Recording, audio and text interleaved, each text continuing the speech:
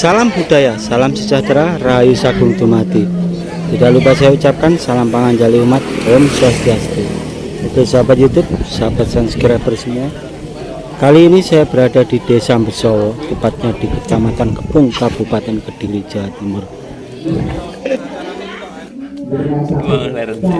Om Swastiastu, Mas Agus. Kita jumpa lagi di Pura Adah ya, Jakarta. Pura Kecamatan Kepung ini, Mas Agus. Mas Agus, ya, ini kita mau ngobrol-ngobrol sebentar. Hari ini kan kita melaksanakan umat Hindu upacara Hari Raya Galungan. Mohon dimaknai, Mas Agung, apa tujuan dan Hari Raya Galungan itu banyak dimaknai sebagai hari kemenangan Dharma melawan Adharma, hari kemenangan untuk memenangkan diri kita sendiri. Ketika kita bisa memaknai bahwa kemenangan atas diri kita sendiri, kita berdikari di atas diri kita sendiri, iku sing diarani tegdaya tanpa aji.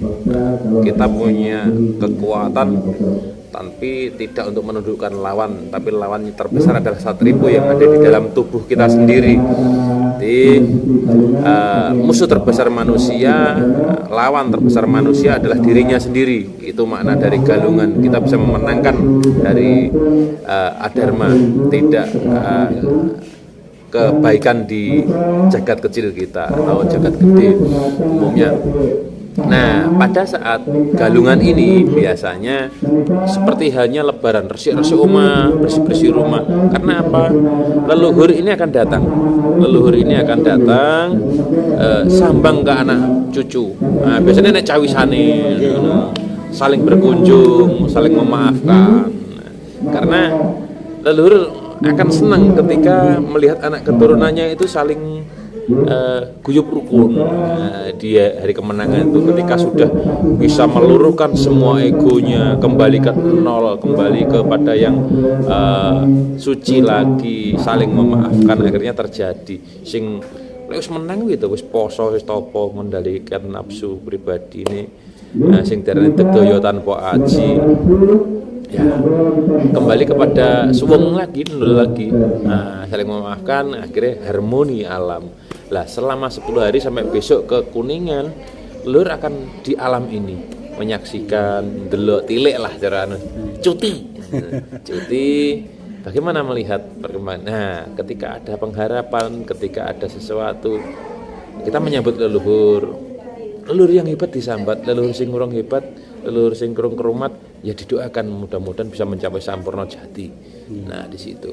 Nah, setelah Kuningan nanti asrepe srengenge condong ke barat, itu leluhur sudah kembali ke alam lagi, dihantar dengan upacara Kuningan. Nah, seperti itu. Nah, makna dari terbesar dari Galungan menurut saya adalah kemenangan diri kita atas pengendalian dari diri kita sendiri. Nah, gitu. Jadi tentang pengendalian diri kita sendiri, para leluhur kita dulu malah aneh, malah luar biasa. Kalau luar biasa itu berarti hal yang tidak biasa. Leluhur kita hebat, punya kelebihan-kelebihan, malah takut dengan kelebihan. Nah, ini berbeda terbalik dengan sekarang wala-wali zaman. Lek di kebatan kilo, aku loh, ini loh, aku loh, kan seperti itu. Iya, betul. Aku loh bisa nambani orang, ngobati orang. Aku loh bisa tahu dunia gaib. Tapi kalau leluhur kita yang hebat malah dia takut. Beliau malah takut punya kelebihan. Karena yang ada dalam hidupnya adalah ya wis dijalani apa adanya. Dijalani apa adanya. Dia nggak banyak mengharap, dia nggak punya meminta. Tapi sekali meminta ini, hati-hati. Sekali dia mengucap, wah itu banyak terjadi. Makanya tidak banyak meminta, tidak banyak berharap, karena dengan banyak meminta, banyak berharap akan tumbuh banyak kekecewaan. Prinsip. Jadi kalau kita ke pura, kalau kita ke punden, atau kalau kita kemanapun bersih-bersih tempat ibadah, kalau kita masih banyak berharap, ngalah berkah, kita mengharapkan ridhonya atau mengharapkan restunya biar hidup saya lebih tenang dan sebagainya, itu bukan, ya boleh, tapi umpama kelas ya masih kelas sekolah SD lah, masih mengharap. transaksional, jasmani banget gitu loh. Nggih, nggih. Nah, coba kalau sudah tataran SMA, kuliah ya polanya dirubah. Yang penting saya menjalani, tidak banyak berharap. Aku ke tempat punden, suan bakti kepada leluhur. Ini tidak mengharapkan pusaka, tidak mengharapkan ilmu, tidak mengharapkan apa-apa. Hanya cuma berbakti, titik, wis berbakti, titik. Nggak berharap punya kelebihan, karomah atau apalah namanya. Tapi hati-hati, ketika dia meminta, wah ini ibarat gini, orang tua, kamu kok sregep, kamu kok rajin tuh, kamu pengen apa sih? Enggak, saya pengen berbakti sama jenengan sebagai orang tua saya, titik. Iya. Ini mau minta info toh? Enggak, saya cuma pengen berbakti tok. Sebuah bukti keikhlasan, Mas. Ikhlas itu lupa, ikhlas itu cirinya lupa. Kalau masih dia, oh iya kemarin nyapu di rumah, oh iya kemarin aku nyapu halaman, oh iya kemarin aku ngepel, oh iya aku kemarin membelikan makanan si A, si B, si C, oh iya kemarin ada kehabisan bensin saya belikan. Itu kalau masih diingat berarti belum ikhlas. Penting bakti, cintai semuanya. Itu kemenangan orang Hindu.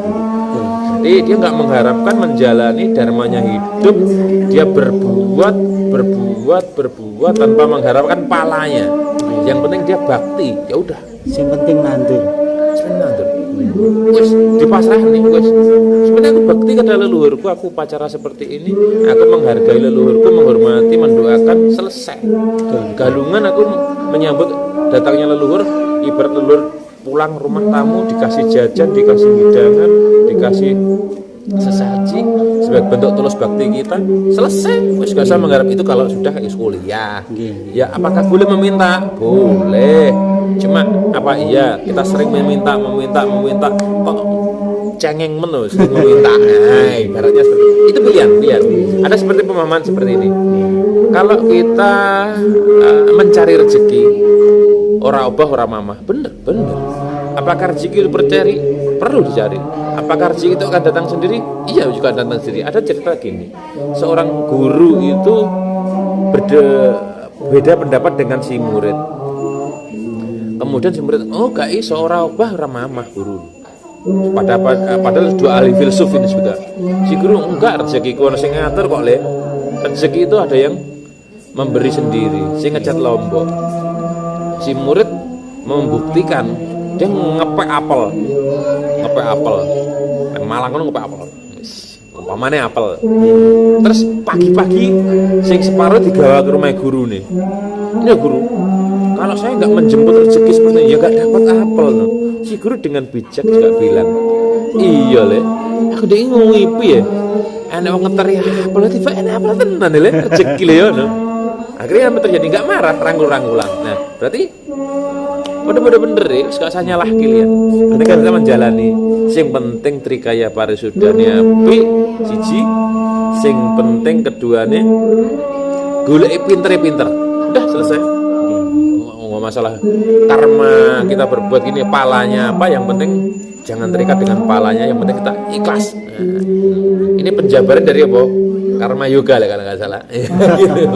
Filsafatnya karma yoga. Nah gitu. Ya Mas Agus, terima kasih. Selalu luar biasa pokoknya Mas Agus. Ya galungan lah. Ya, terima kasih. Berkah selalu. Okay. Dan selalu berbeda dari penjelasan-penjelasan yang pernah kita dengar. Pokoknya luar biasa. Biasa di luar. Biasa di luar. Oke, terima kasih. Nah, inilah seperti ini kondisi dari Pura Adah ya Jagat Karana yang ada di Kecamatan Kepung ini. Coba kita telusuri ke dalam ya Lur.